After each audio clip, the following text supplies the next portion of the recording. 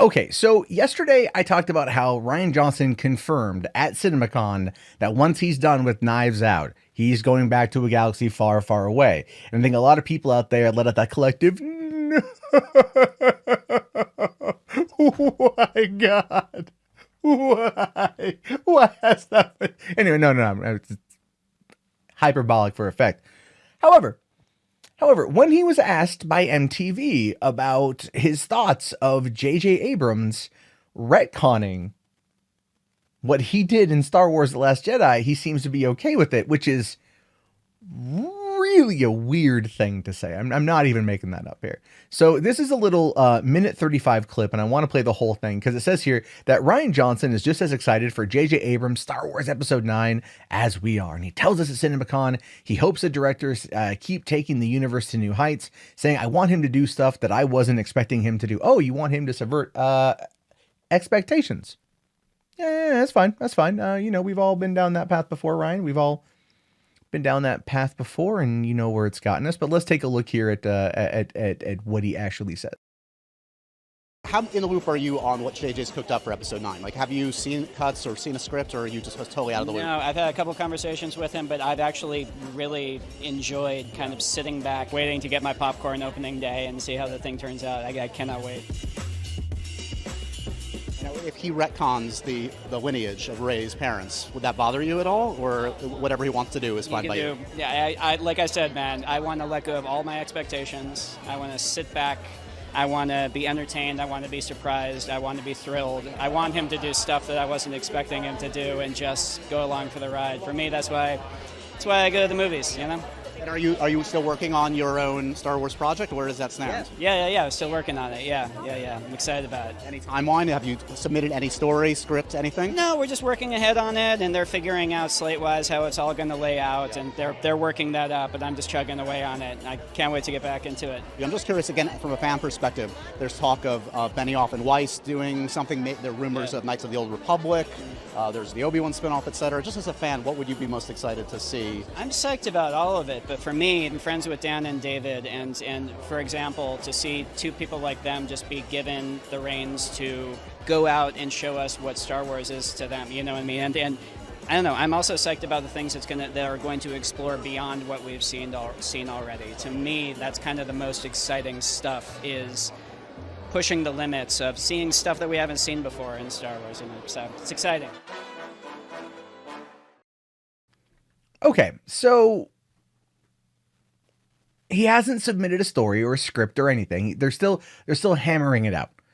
I mean, you gotta understand here, what they're doing ultimately is they are crafting a trilogy. They are crafting a trilogy of films that's going to go out there. So it makes sense that ultimately they've been working on a story idea that they can then expand over into 3. And that makes total sense, and completely okay with that. What I find to be the most fascinating thing about that, though, is this whole, like, I am totally cool if JJ Abrams retcons everything I did. I am totally fine with that, which tells me that's exactly what happened. Now, he says he's only had a couple conversations with him. I bet you there was a fair amount there. JJ seems like the kind of guy that's like, look, he went there to talk to him, and he's like, okay, this is what I want to change. And he's probably like, okay, this is cool, blah, blah, blah, blah, blah. Or what was your plans for this? Or what were you thinking with this? And trying to find a way to like build off of what Rian Johnson did. Because Rian Johnson didn't build off of what JJ Abrams created. He just knocked it down. You know, he's like, no,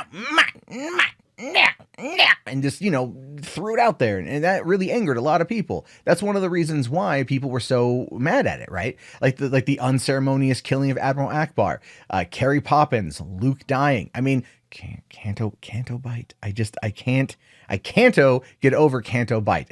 I can't do it.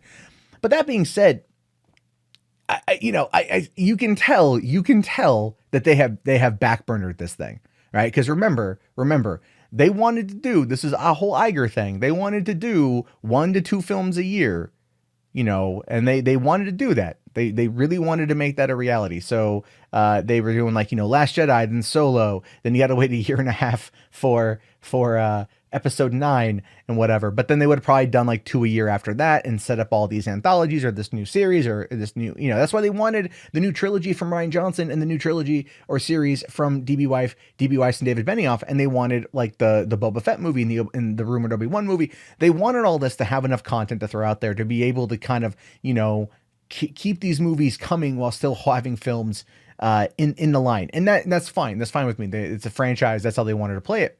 But you can tell that they completely backtabled all of that. They backburnered all of that, right? He's like, well, yeah, no, we're still working on it, but I'm okay with whatever JJ wants to do. I just want him to subvert my expectations and really just knock it out of the park. What that says to me is that he knows you don't sit there and work on the other movies without really knowing what else is kind of happening. In the case of Rian Johnson with episode 8, I guess he didn't, or I don't know why he didn't, know the script for episode 7 while writing episode 8. He must have, but he still didn't consult with JJ, or at least look at what JJ had outlined for his trilogy, which is one of those things I find to be very weird. And actually, some weird kind of karmic thing. I think it'd be really funny if he does his movies, if those things ever see the light of day, which I don't think they will. But if he ever does those movies, to have his first film come out that he writes and directs, and then the next movie, that writer and director or that director just kind of goes, nah, I don't like any of this, and just gets rid of it, and then it's like, oh, well, what the hell happened here?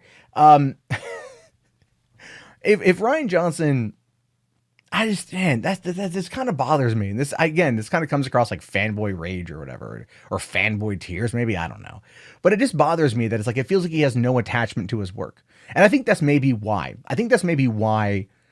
A lot of people out there are like so frustrated with him in regards to this, is because it feels like there's no connection, like there's no emotional connection to what he's been given. And he's like, oh yeah, no, I want to see what DB Weiss and David Benioff, say about what Star Wars means to them. And that kind of goes back to what he did with The Last Jedi, which is showing us what Star Wars means to him, which clearly is nothing, because he took established canon and tossed it out the window, killed beloved characters in unceremonious ways, used, just a lot of dumb stuff that happened. That really shows that he doesn't have a care for this, because he wants people to not like his work because he thinks that's funny and adds to the conversation. So I am willing, like I said, I am willing to give his first movie a shot, because it's not connected to previous lore or previous canon or previous trilogies or previous characters that we know of. It's a whole new thing. Cool. Maybe it will be okay. Maybe it will be all right. I don't know. But every time he talks about this stuff, all I can think of is a person who doesn't really care about what he's been given. And even though people are frustrated with him over it, he still really doesn't care. But then that goes to show you that the leadership who gave him the ability to do that also doesn't care. But I'm still excited about DB Weiss and David Benioff, and I have a feeling that was more of a Bob Iger deal than it was a Kathleen Kennedy situation, if you want my honest opinion, because Iger has talked about them multiple times. I think he helped broker that, or it was his idea, because I think he loves Game of Thrones. Who doesn't? He saw what they've done with established book series, taking it past where the author has written, giving it an emotional climax and conclusion, and becoming the #1 show in the world. I think from a business perspective, Iger looked at them, said they can do it for Star Wars. Let's give it to them. Let's give them what they want. And then we're just gonna backburner Rian Johnson's thing. And he says he's still working on it, but whether or not it sees the light of day, I don't know. Like I said yesterday, I really think that what he should do is take that to Disney Plus. I think it would be better served there before going over to a big theatrical letdown. Anyway, those are just my thoughts, my opinions. What do you guys think? Let me know down in the comments below. I will talk to you all later. Have yourself a fantastic day. Let me know if you guys like the green screen, because I'm working on it. It's new. And have a good one, guys, and peace out.